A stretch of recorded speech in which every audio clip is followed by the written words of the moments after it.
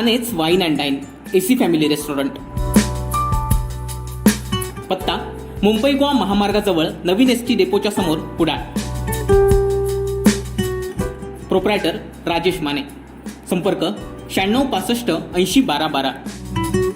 महाराष्ट्रातील पश्चिम घाट हा जैवविविधतेने संपन्न आणि विविध प्राणी पक्ष्यांनी नटलेला भाग आहे. सिंधुदुर्गातील दोडामार्ग तालुक्यातील तळकटच्या जंगल परिसरातील पक्षी सौंदर्य टिपण्यासाठी पर्यटक आणि पक्षीप्रेमींना भुरळ पडली आहे.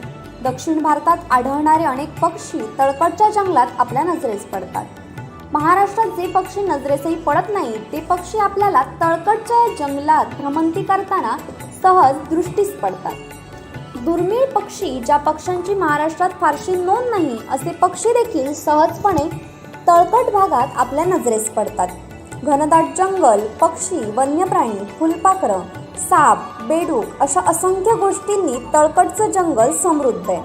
या भागात वनमानवाचाही अधिवास असल्याचं बोललं जातं, तर वाघांसाठी अतिशय सुरक्षित जंगल म्हणून पाहिलं जातं.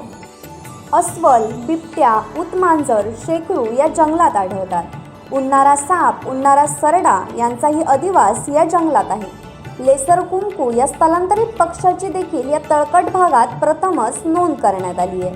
लेगिच हॉक ईगल पक्षी, मलायन नाईट हेरॉन हा तांबूस तपकिरी रंगाचा मध्यम आकाराचा बगळा, तिबोटी खंड्या, महाराष्ट्रात आढळणाऱ्या 8 किंगफिशरपैकी 6 प्रकारचे किंगफिशर या भागात आढळतात. फक्त श्रीलंकेत आढळणारा दुर्मिळ असा श्रीलंकन फ्रॉगमाऊथ म्हणजेच बेडूकमुखी पक्षाची नोंदही या भागात झाली आहे. मलबारी कर्णा हा पक्षी कोकणच्या वैभवात भर पाडणारा पक्षी आहे.